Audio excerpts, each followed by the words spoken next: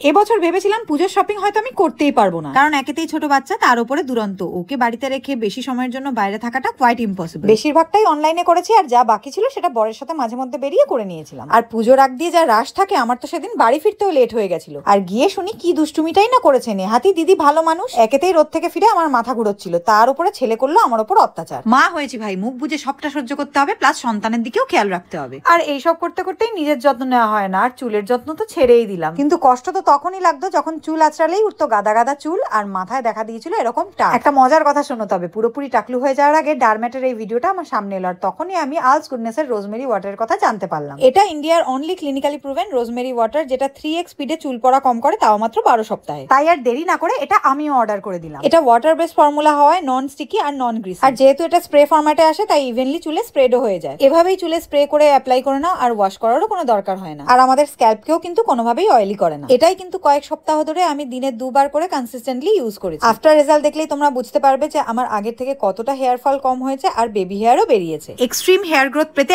আজই এটা তোমরা বাই করতে পারো purple.com থেকে। এছাড়াও স্ক্রিনে দেওয়া কিউআর কোড স্ক্যান করে প্রোডাক্টটা বাই করে নিতে পারো।